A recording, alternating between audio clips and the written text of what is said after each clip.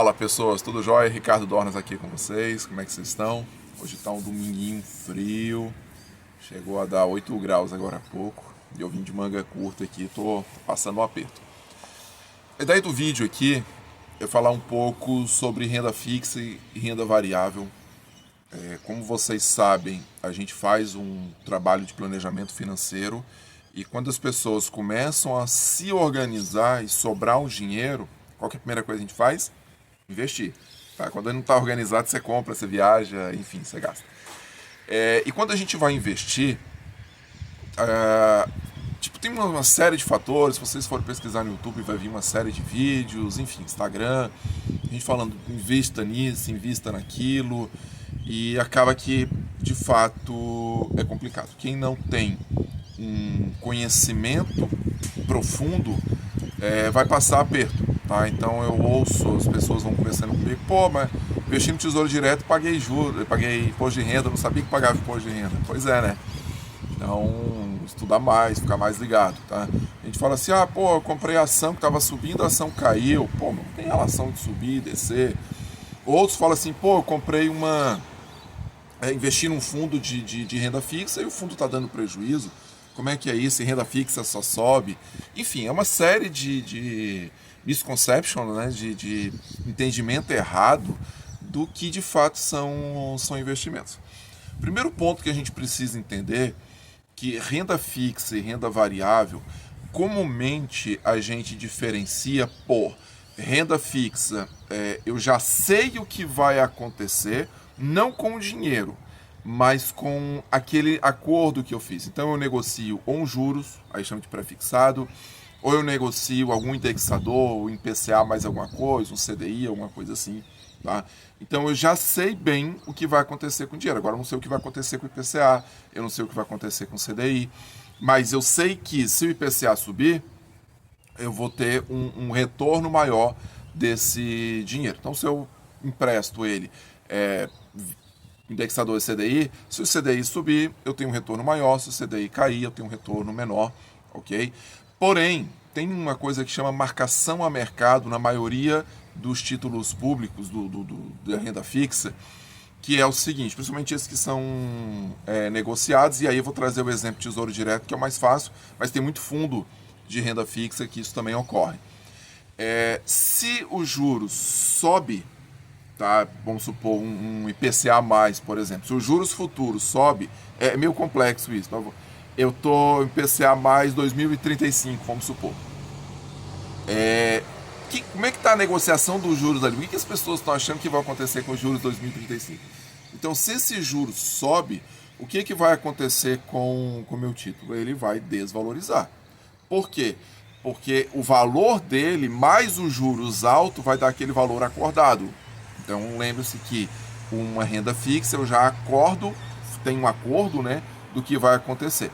Se os juros futuros cai, o valor que eu tenho, ele pode subir, não, ele vai subir. E isso traz aí uma série de inconvenientes, porque quando a gente faz um investimento no Tesouro Direto ou em qualquer outra renda fixa, porque o meu perfil é muito conservador e eu não quero ver meu dinheiro oscilando, o dinheiro pode oscilar para baixo e aí eu acabo ficando com esse incômodo. E o que geralmente uma pessoa que não tem conhecimento de mercado, quando o dinheiro dela cai, o que ela faz? Ela sai daquele investimento. Então ela sai do investimento numa situação muito desfavorável, numa situação muito ruim. Ela precisa entender o que fez aquele dinheiro cair, porque às vezes é mercado mesmo, ele vai subir daqui a pouco e tal. Então esse é um cuidado que a gente tem que ter com renda fixa. A renda variável, ela é diferente. Então, eu estou investindo em uma ação e o resultado do meu investimento, ele depende daquela empresa que eu estou me associando. Então, se eu compro, por exemplo, um Banco do Brasil, se o Banco do Brasil der lucro, eu vou ter mais dividendos e pelo banco dar mais dividendos, pagar mais dividendos, o que acontece? As pessoas querem comprar mais. Então, se tem mais pessoas querendo comprar, a gente fala que tem uma pressão compradora, né? Tem uns termos que são muito engraçados, e aí o preço começa a subir. Se o banco faz alguma coisa, se vê uma notícia ruim, alguma coisa, as pessoas vão querer vender. Então tem uma pressão vendedora e aí o preço tende a cair. Então, na renda fixa, eu ganho em função daquele acordo que eu fiz, tá? Seja pré-fixado quando a taxa já está estipulada, seja IPCA, enfim, CDI ou qualquer outro indexador. Na renda variável, eu ganho via dividendos e via a valorização do mercado quando acontece, né? Para a gente entender melhor, como é que eu separo a renda fixa da renda variável? Para eu entender o que eu vou fazer. A renda fixa, eu estou emprestando dinheiro para alguém. Então eu pego o dinheiro do meu bolso e falo, toma fulano, usa esse dinheiro para aquilo que você diz que vai usar. Então se eu empresto para um banco, geralmente um CDB, às vezes um LCI, LCA, que é vinculado a um CRI, um CRA, mas não vamos entrar nesses detalhes não, senão confunde até mais. Então se eu empresto para o banco, eu estou investindo num CDB. Então quando você está comprando um CDB, esse CDB é vinculado a uma instituição financeira. Tá? Então é um CDB lá do Banco Inter, o CDB do Banco Itaú e assim por diante. Se eu estou emprestando para uma empresa, é uma debenture. Tá? Então, sei lá, tá passando um carro ali, a Ford. Então a Ford quer dinheiro, então a Ford lança a debenture. Tá? Vale fez isso agora há pouco. Enfim. Então a empresa fala, olha, pessoas, outras instituições financeiras ou pessoas físicas como nós, eu estou precisando de um bi. Quem aqui vai me emprestar um bi? Aí o Ricardo coloca R$1.000, o fulano coloca 1.500, outro coloca em uma empresa maior vai colocar 1 milhão. E ela combina, eu vou pagar de tal forma. Então eu estou emprestando para essa empresa e o nome é debênture. E se eu estiver emprestando para o governo federal, o nome é um tesouro direto, tá bom? E aí tem esse tesouro direto Educa Mais, tem outro que é para aposentadoria. De verdade, eles são muito específicos. Não invista por investir, porque tem muita coisa que pode acontecer. A gente fala assim, emprestar para governo não tem risco. De fato, o risco menor é para o governo, porque na pior das hipóteses ele imprime dinheiro e te paga. Só que imprimir dinheiro gera inflação e às vezes o valor que ele está te pagando não vai ser tão interessante e tal. Então a gente precisa saber onde que eu estou investindo no Tesouro Direto também, tá legal? Agora, quando eu invisto numa empresa, não. Eu me torno sócio dessa empresa. E essa sociedade que eu faço com a empresa, ou posso me tornar sócio de um fundo. Quando a gente fala fundo, ele é um grupo de pessoas, e um termo fundo vem de funding, tá? De fato de dinheiro mesmo, de acumulação ali de dinheiro num grupo. Então, quando eu invisto numa empresa, ou quando eu invisto em um fundo imobiliário, um fundo multimercado, um fundo de ações, um fundo de renda fixa, eu estou me associando àquele grupo de pessoas. E aí o resultado dessa associação é que vai trazer aí o retorno que eu desejo, ou que eu espero, ou não, né? Então pode ter muitas variações. Então, Ricardo, então, o que é mais seguro? É renda fixa ou é renda variável? Tirando o tesouro direto, porque de fato eu estou emprestando para o governo, e por pior que seja o governo, ele vai pagar, até porque ele precisa emprestar mais. Então, se o governo está passando por situações muito delicadas, a situação financeira não está legal, e ele precisa de mais dinheiro, ele precisa pagar aquele valor para poder pedir mais. Se ele não pagar, se ele dá calote, ele não consegue mais emprestar. Então, tirando o tesouro direto, que é de fato um investimento muito seguro, é melhor você investir em ações e fundos imobiliários, por exemplo, a renda variável, do que na renda fixa. Aí tu vai falar, pô, Ricardo, peraí, cara, não, né? Para. Você não sabe de nada, você tá falando besteira, isso aí. Tá todo mundo falando diferente. Eu sempre ouvi que renda fixa é mais seguro e tal. Eu também ouvi isso, né? Eu também. Só que veja bem, vamos lá, você colocou dinheiro nas lojas americanas. Lojas americanas teve um rombo lá violento. A ação estava em torno de 12 e caiu para 3. Então você ficou com 25%. Né? Você perdeu aí 3/4 do dinheiro que você investiu. E aí você chega para mim e fala, pô, cara, como é que isso pode ser seguro se uma ação pode cair aí 80%, 70%? Pois é, pequeno gafanhoto. Só que a debênture dessa ação foi a zero. A debênture dessa empresa. Então, há lojas americanas, por exemplo, e aí eu não acompanhei exatamente, estou usando o nome aqui como exemplo. Se a empresa deu algum problema e você ainda consegue vender a 3, porque sempre vai ter alguém que acha que vai dar certo, vide IRB, né? Dá calote, não paga, vai querer renegociar, você vai ter que entrar, se der, em fundo garantidor de crédito e tal. Então, é muito mais difícil a gente reaver um dinheiro que eu coloquei numa debenture, por exemplo, e essa debenture, ela pode ser uma debenture com prazo fixo, né? Seja, a gente está em 2024, eu invisto para 2027, eu não tiro nada antes. Eu só tiro em 2027. Cara, eu prefiro a ação que eu vendo agora. Pô, surgiu um boato final de semana, segunda eu vendo, eu perco uma série de enfim, vou perder muito meu capital, mas não vai a zero e tal.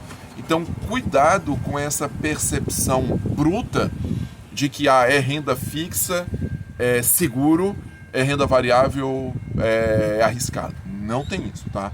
Ambos têm risco. O problema é que a medida de risco no mercado financeiro, e aí vem o porquê que a gente ouve falar que renda fixa é mais arriscado, a medida de risco no mercado financeiro é volatilidade. É quanto que aquele papel que você comprou, aquele título que você comprou, ele sobe ou desce. Uma renda variável, o nome diz, ela vai variar muito mais do que uma renda fixa, que no máximo tem marcação a mercado. Então, essa concepção do risco, sim, renda fixa é menos arriscado que renda variável. Agora, quando a gente pega, pensando no dinheiro mesmo, no dinheiro que eu estou colocando, o fato da renda variável poder negociar ali na hora que eu quiser, ela traz um risco menor do que às vezes uma debênture, do que às vezes um CDB, que eu vou ter que contar com fundo garantidor de crédito, tá? Então, pô, tem um fundo garantidor de crédito legal, você vai demorar a receber, vai ser ruim, vai dar aquele amargo, mas você pega ali o grosso, tá? A ação não, você vendeu, acabou. Então tem que tomar esse cuidado. Ricardo, como é que eu resolvo? Se conheça. Então, quando você se conhece, você vai saber o quanto você aguenta essa flutuação, tá? E aí você pode, eu vou colocar mais em renda variável, porque essa flutuação, ela não me é tão desconfortável. A renda fixa, por ela não flutuar tanto, ainda correr o risco de um calote, não vai trazer tanto conforto. Por exemplo, eu não invisto em CDB, não invisto em debêntures, por uma série de fatores, não é questão do risco, mas eu prefiro muito mais a empresa. Porém, uma parte do meu dinheiro, cerca de 25%, está em renda fixa. Onde? Tesouro Direto. Tá? Tesouro Selic, acredito a maior parte. O pré-fixado, que é aquele que de fato eu quero ter aquele conforto, mas a gente sabe que no Brasil até o passado é incerto. Eu tenho também PCA+, que ele vai me dar a inflação. Então, se o governante, né, se o presidente, a gente fala presidente simbolicamente, né, é o governo como um todo, se ele mete o pé na jaca e faz besteira e a inflação sobe muito, eu fico resguardado do meu IPCA. Tá? A gente vê, por exemplo, hoje no governo Lula, a gente vai ter troca de presidente do Banco Central e acredita-se que essa taxa Selic ela vai cair de forma muito artificial. O que inevitavelmente vai acontecer? O IPCA vai subir. E o IPCA subindo tem uma certa segurança, tá? Ricardo, isso é difícil, tal, dá uma olhada na Turquia.